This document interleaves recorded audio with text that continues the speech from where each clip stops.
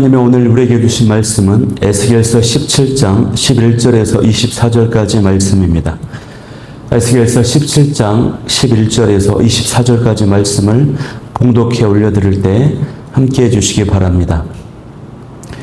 여호와의 말씀이 또 내게 임하여 이르시되 너는 반역하는 족속에게 묻기를 너희가 이 비유를 깨닫지 못하겠느냐 하고 그들에게 말하기를 바벨론 왕이 예루살렘에 이르러 왕과 고관을 사로잡아 바벨론 자기에게로 끌어가고 그 왕족 중에서 하나를 택하여 언약을 세우고 그에게 맹세하게 하고 또 그 땅에 능한 자들을 옮겨 갔나니 이는 나라를 낮추어 스스로 서지 못하고 그 언약을 지켜야 능히 서게 하려 하였음거늘 그가 사절을 애굽에 보내 말과 군대를 구함으로 바벨론 왕을 배반하였으니 형통하겠느냐? 이런 일을 행한 자가 피하겠느냐? 언약을 배반하고야 피하겠느냐? 주 여호와의 말씀이니라. 내가 나의 삶을 두고 맹세하노니 바벨론 왕이 그를 왕으로 세웠거늘 그가 맹세를 저버리고 언약을 배반하였은즉 그 왕이 거주하는 곳 바벨론에서 왕과 함께 있다가 죽을 것이라. 대적이 토성을 쌓고 사다리를 세우고 많은 사람을 멸절하려 할 때에 바로가 그 큰 군대와 많은 무리로도 그 전쟁에 그를 도와주지 못하리라. 그가 이미 손을 내밀어 언약하였거늘 맹세를 업신여겨 언약을 배반하고 이 모든 일을 행하였으니 피하지 못하리라. 그러므로 주 여호와의 말씀이니라. 내가 나의 삶을 두고 맹세하노니 그가 내 맹세를 업신여기고 내 언약을 배반하였은즉 내가 그 죄를 그 머리에 돌리되 그 위에 내 그물을 치며 내 올무에 걸리게 하여 끌고 바벨론으로 가서 나를 반역한 그 반역을 거기에서 심판할지며 그 모든 군대에서 도망한 자들은 다 칼에 엎드려질 것이요 그 남은 자는 사방으로 흩어지리니 나 여호와가 이것을 말한 줄을 너희가 알리라. 주 여호와께서 이같이 말씀하시되 내가 백향목 꼭대기에서 높은 가지를 꺾어다가 심으리라. 내가 그 높은 새 가지 끝에서 연한 가지를 꺾고 높고 우뚝 솟은 산에 심되 이스라엘 높은 산에 심으리니 그 가지가 무성하고 열매를 맺어서 아름다운 백향목이 될 것이요 각종 새가 그 아래에 깃들이며 그 가지 그늘에 살리라. 들의 모든 나무가 나 여호와는 높은 나무를 낮추고 낮은 나무를 높이며 푸른 나무를 말리고 마른 나무를 무성하게 하는 줄 알리라. 나 여호와는 말하고 이루느니라 하라. 아멘. 할렐루야. 저는 오늘 이 시간에 언약에 충실한 새로운 왕, 언약에 충실한 새로운 왕이라는 제목을 가지고 말씀을 나누도록 하겠습니다. 오늘 본문은 어제 나타난 이 독수리와 포도나무의 비유를 해석한 내용입니다. 강대국인 바벨론과 애굽 사이에서 남유다가 보인 배신의 모습이 역사적으로 어떻게 이루어지는지를 하나님께서 설명해 주십니다. 그런데 그곳으로 끝나는 것이 아니라 감사하게도 새로운 소망이 제시되는 하나님의 언약으로 이 본문이 끝나고 있습니다. 하나님께서는 에스겔에게 수수께끼 같은 이 비유를 설명해 주시고 그 뜻을 백성들에게 알리라고 말씀하셨습니다. 오늘 본문의 12절 말씀을 보면 바벨론 왕이 유다 왕과 고관들을 사로잡아 바벨론에 끌고 갔습니다. 바벨론은 유다 왕족 중에 하나를 선택해서 언약을 세우고 충성을 맹세하게 했습니다. 그렇게 선택된 왕이 바로 시드기야 왕입니다. 시드기야와 유다 왕국은 그 언약을 지켜야만 나라가 안정과 번영을 유지할 수 있었어요. 그런데 이 언약은 바벨론이 요구한 언약이었지만 그 배후에는 하나님의 뜻이 있었습니다. 그런 의미에서 이 언약은 바벨론을 통해 남유다와 맺으신 하나님의 언약이기도 한 셈입니다. 그런데 시드기야가 바벨론 왕을 배반하고 애국과 동맹을 맺습니다. 결국 이로 인해서 유다 왕국은 바벨론 제국의 침공을 받아서 멸망을 당하고 맙니다. 애굽 제국은 아무런 도움이 되지 못했습니다. 시드기야도 두 눈이 뽑히고 바벨론에 끌려가 감옥에서 죽음을 맞이합니다. 아들들도 죽임을 당합니다. 하나님께서는 이 비유를 위와 같이 해석을 해주시면서 언약을 깨트리고 배신한 유다 왕국이 형통할 수 있겠느냐, 온전할 수 있겠느냐 물으십니다. 여러분, 이처럼 언약을 지킨다고 하는 것이 얼마나 중요한지 모릅니다. 남유다의 모든 고통의 원인, 이 멸망의 원인은 언약을 지키지 않은 데서부터 비롯되었습니다. 모세의 시내산 언약을 어겼고 하나님의 뜻이 담긴 이 바벨론과의 언약을 어겼습니다. 이스라엘의 역사가 불행했던 이유 역시 언약을 깨뜨렸기 때문에 그래요. 오늘날도 하나님께서는 우리에게 언약의 하나님이 되시는데요. 오늘 본문을 보면 이 언약, 이 맹세, 이 단어가 총 13번이 등장합니다. 배반이라는 말까지 하면 더 많고요. 또 언약을 배반하였다, 맹세를 저버렸다 이런 문장도 총 7번이나 등장합니다. 말씀이 자주 언급되는 것은 그만큼 중요한 것이고 하나님의 마음과 심정이 거기에 있다라고 하는 것이죠. 이처럼 언약을 지키는 것이 얼마나 중요한지 모릅니다. 얼마나 중요한 것인지를 우리가 다시 한번 묵상하게 되는 것입니다. 세상에서도 약속을 하거나 계약을 맺었을 때 그것을 어기게 되면 심각한 문제가 발생합니다.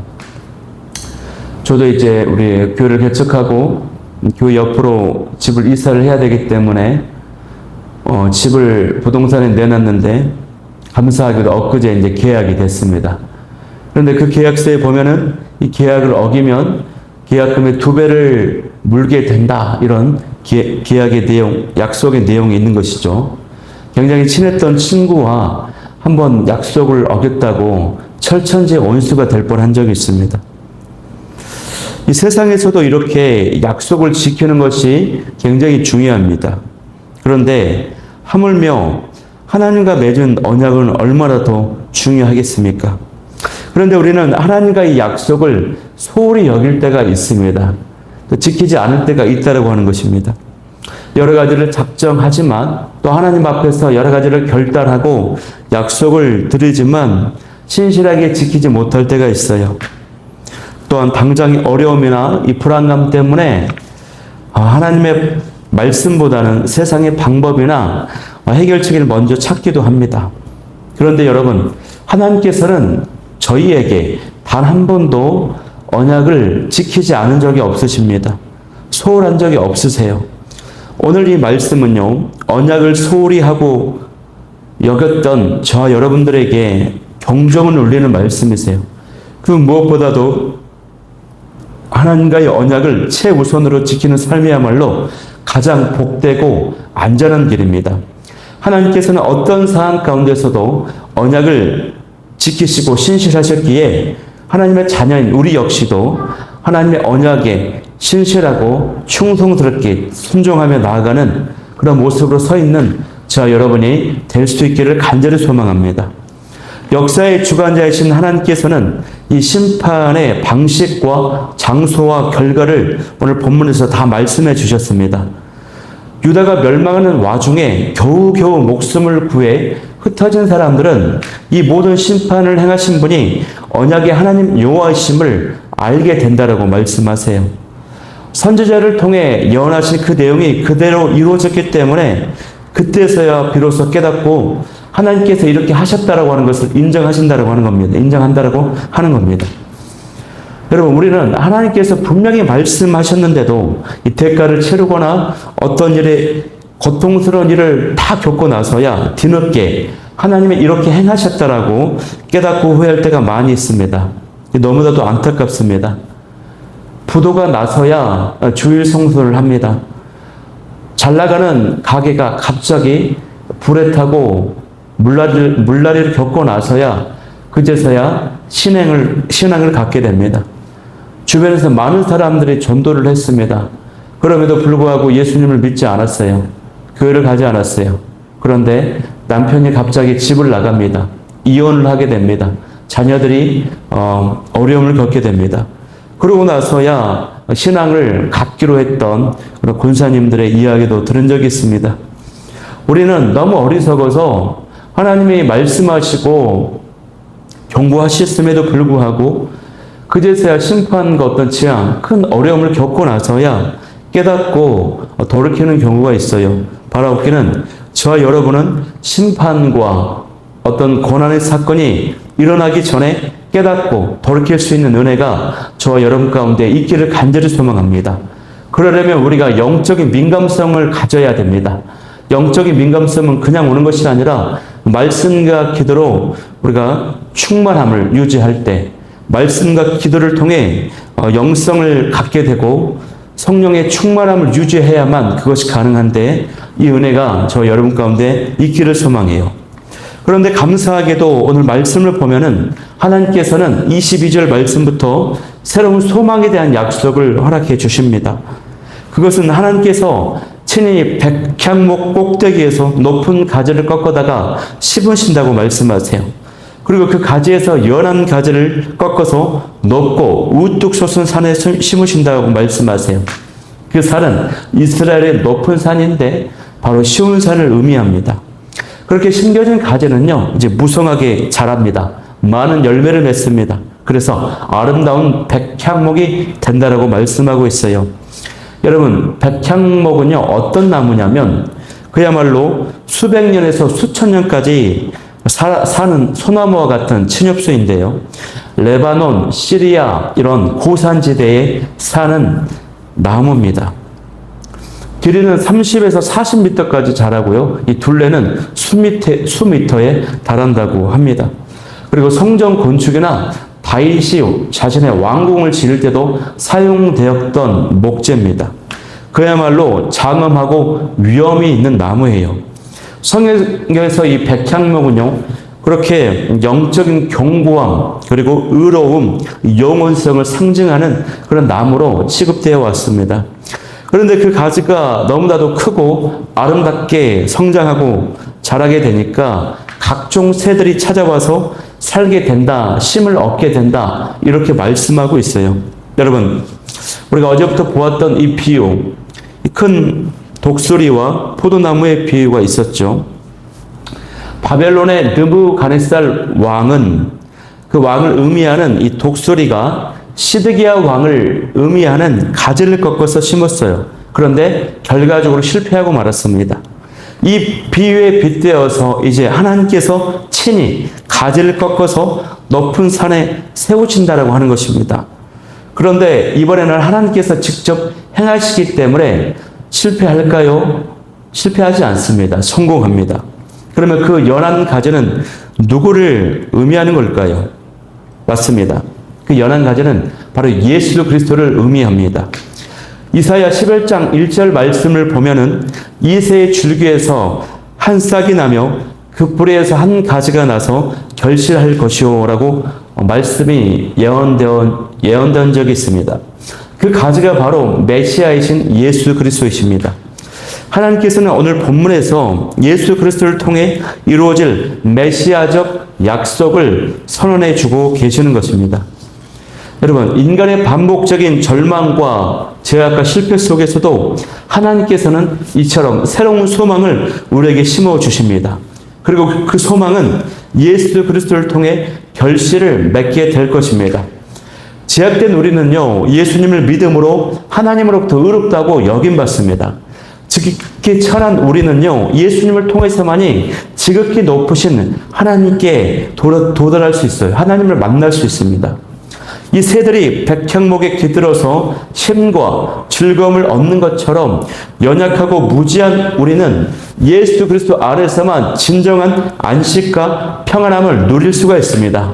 여러분, 남유다는 실패했지만 예수 안에 있는 저와 여러분은 절대 실패하지 않습니다. 성공할 수 있습니다. 그러므로 죄악과 연약함과 허물로 넘어지고 실패했을지라도 항상 우리 곁에서 우리를 응원하시고 손 내미시고 이끌어 주시고 항상 그 자리에서 크고 장엄한 백향목처럼 우리를 품으시는 그 예수님 바라보면서 다시 힘을 내어 나아가는 저 여러분이 다 될 수 있기를 간절히 소망합니다. 그래서 이 마지막 오늘 본문의 24절 말씀을 보면요, 하나님께서는 높은 나무를 낮추시고 낮은 나무를 세우신다 라고 이렇게 선언되어 있어요. 이 높은 나무는 어떤 의미를 말하냐면, 이 높은 나무를 낮추신다고 했는데, 이 높은 나무는 세상의 권세, 부귀영화를 누리는 이 나라 민족들, 강대국들, 왕족들을 의미합니다. 그런 높은 나무는 낮추신다고 말씀하세요. 그러면 이 낮은 나무는 또 높이신다고 말씀하셨는데, 이 낮은 나무는 또 어떤 나무냐면 몰락한 다윗 왕가를 의미하는 것입니다. 남유다 왕국이 이제 멸망의 상황에 빠지게 되죠. 그래서 이 다윗 왕가로부터 시작된 이 남유다 왕국이 어려움을 당하게 됐습니다. 낮아졌습니다. 굉장히 이제 비천한 존재가 되었습니다. 이런 낮은 나무를 하나님이 높이신다라고 말씀하고 있는 것입니다.